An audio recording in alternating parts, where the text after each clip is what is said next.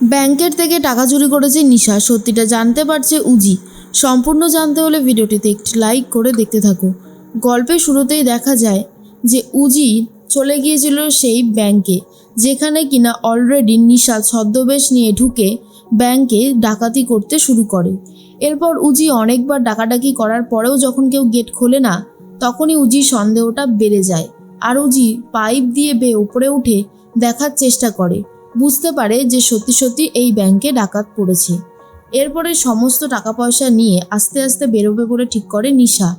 নিশা বাইরের থাকা একজন ছেলেকে ফোন করে আর বলে, তোকে বলেছিলাম বাইরেটায় নজর রাখতে, আর কোনো মানুষ যেন ভেতরে না আসে।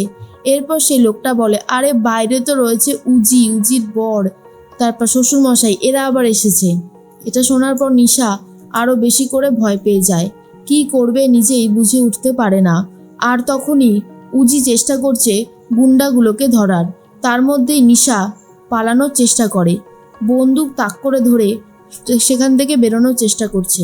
আর ঋষি ঠিক করে গুন্ডাগুলোকে ধরবে, তার মধ্যেই গুন্ডাগুলো এমন ভয় দিতে শুরু করে যে ঋষি আর ধরতে পারে না। আর নিশা তাড়াতাড়ি করে সেখান থেকে বেরিয়ে যায়। উজি আর একটু আগে আসলে হয়তো ধরতে পারত, কিন্তু উজিও আর ধরতে পারেনি। এর মাঝখানে উজি ব্যাংকের ভেতরে চলে যায়, পুরো সার্চ করতে শুরু করে দেয়।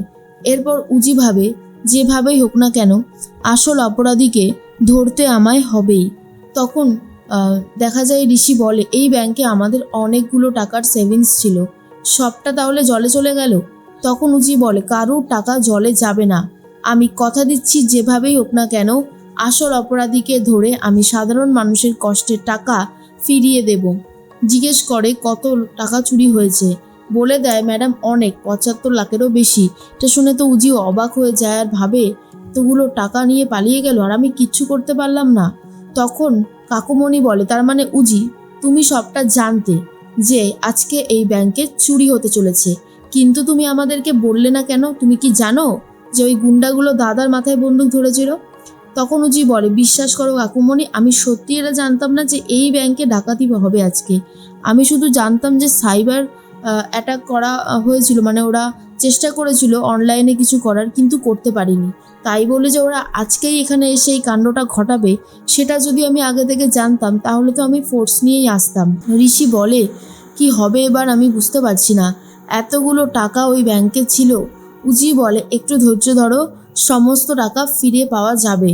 এরপরেই ভানুরা তাড়াতাড়ি করে নিজেদের কস্টিউমগুলো চেঞ্জ করে নেয় আর বলে, দেখ নিশা, আমি তোকে বারবার করে বারণ করেছিলাম, কিন্তু তুই আমার কোনো কথা শুনলি না। তুই নিজে বুঝতে পারছিস কত বড় একটা বিপদে পড়তে চলেছিস। তখনই নিশা বলে, এই শোন, তুই না এত ভয় পাবি না, এত ভয় পেলে কাজ করা যায় না। যা হয়েছে ভালোর জন্যই হয়েছে, এইবার শুধু দেখতে থাক আরও কত কি হতে পারে। ভানু তখন বলে, শুধু শুধু এই রিস্কগুলো নিচ্ছিস, কোনো দরকার ছিল না কিন্তু। এরপরেই টাকাগুলো সাইড করে দেয় নিশা। আর অন্যদিকে উজিকে ফোন করে জিজ্ঞেস করে, হ্যাঁ রে উজি, কী করছিস তুই? সব ঠিক আছে তো? উজি তখন বলে, হ্যাঁ ঠিক আছে, আমি একটু ব্যস্ত আছি, তোর সাথে পরে কথা বলছি।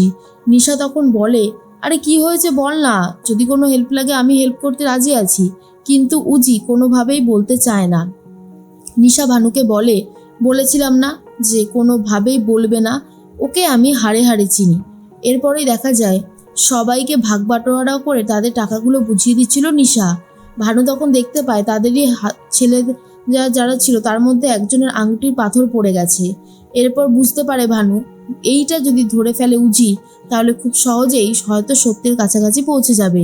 নিশা বলে, আরে বাবা, তুই এতটা শিওর হচ্ছিস কি করে যে ব্যাংকের মধ্যেই ওই পাথরটা পড়েছে? শোন, এসব না বলিস না, এখন দেখা যাক না শেষ পর্যন্ত কি হয়। এরপরেই দেখা যায় জিৎ বলতে থাকে, উজি আপনি বুঝতে পারছেন যে আপনি থাকাকালীন এই চুরিটা হয়েছে, আমি যে কর্তৃপক্ষকে কি জবাব দেব সেটাই আমি এখনো বুঝে উঠতে পারছি না। উজি বলে, স্যার আমি তো মানছি আমি ছিলাম, কিন্তু আমি কিছুই করতে পারিনি। আমার কিছু করার আগেই ওরা টাকা পয়সা নিয়ে সেখান থেকে বেরিয়ে যায়। যদি আমি কিছু করতে পারতাম তাহলে তো আমার নিজের জন্যও সেটা ভালো হতো। এরপরেই উজি তখন ভাবে কি করে সবটা সামলাবে। ভানু ভাবে উজি ঠিক ধরে ফেলবে, কারণ উজি যেভাবে অফিসার হয়েছে আর ওর যা বুদ্ধি, ওকে আটকানোর ক্ষমতা কারোর নেই। এরপর ডিপার্টমেন্টে চলে যায় উজি আর বলে, এই পাথরটা আমরা পেয়েছি ব্যাংকের মধ্যে থেকে। আমার মনে হয় যারা ডাকাতি করতে এসেছিল তাদেরই কারোর আংটি থেকে খুলে পড়ে গেছে। জিৎ তখন বলে, আপনার কাকে সন্দেহ হয়? উজি বলে, সেরকমভাবে তো আমি কিছু দেখিনি, কারণ ওদের মুখগুলো ঢাকা ছিল। আর ব্যাপারটা হচ্ছে যে আমি যদি জানতে পারতাম তাহলে তো খুব ভালোই হতো। তবে হ্যাঁ, চেষ্টা থামালে চলবে না, আমরা চেষ্টা চালিয়ে যাব। তবে একটা মেয়ে ছিল ওদের দলে। আর এটা শোনার পরেই উজি আর অফিসার জিৎ বসু দুজনে মিলেই নিশাকে সন্দেহ করতে শুরু করে। তখনই উজি ভাবে, সত্যি তো, এইটা তো আমি আগে থেকে খেয়াল করে দেখিনি যে দিদি বারবার করে আমাকে জিজ্ঞেস করছিল কোনো প্রবলেমে পড়েছি কিনা। কি করে ও সবটা বুঝতে পারলো সেটাই আমাকে জানতে হবে। তখনই উজিকে বলে অফিসার জিৎ যে আপনি কি বুঝতে পারছেন যেটা আমি বুঝতে পারছি? তখনই উজি বলে, সেটা তো আমিও বুঝতে পারছি স্যার, কিন্তু প্রমাণ ছাড়া কাউকে তো জাজ করা যাবে না, তাই না?